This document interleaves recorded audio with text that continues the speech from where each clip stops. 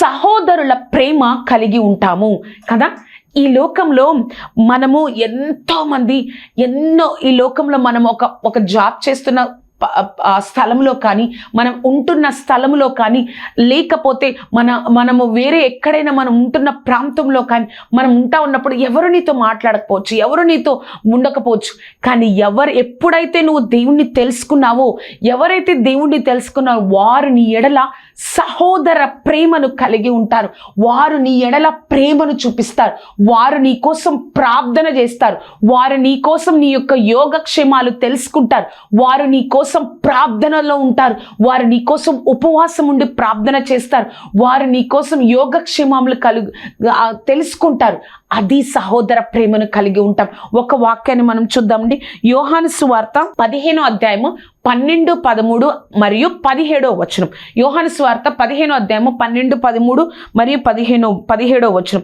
నేను మిమ్మల్ని ప్రేమించిన ప్రకారం మీరొకరినొకడు ప్రేమించుకొనుటయే నా ఆజ్ఞ. తన స్నేహితుల కొరకు తన ప్రాణం పెట్టు వాని కంటే ఎక్కువైన ప్రేమ గల వాడెవ్వడూ లేడు. 17వ వచనం. మీరు ఒకరినొకడు ప్రేమింపవలనని ఈ సంగతులను మీకు ఆజ్ఞాపించుచున్నాను. అర్థమైంది కదా అండి.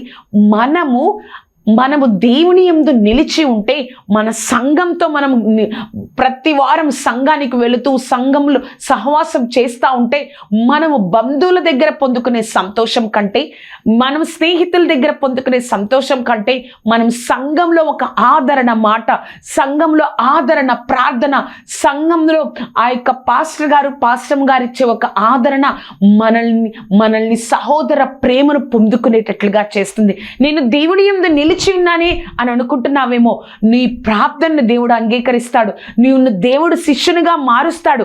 అంతేకాదు, ఏం జరుగుతుంది అంటే, దేవుడు ఆ యొక్క సహోదరుని ప్రేమను నీ మీద కలిగేటట్లుగా ఆ యొక్క సంఘంలో ఉన్న వారందరికీ నీవు ఒక బాధ్యతగా దేవుడు నీ కోసం ప్రార్థన చేయిస్తారు. ఆ యొక్క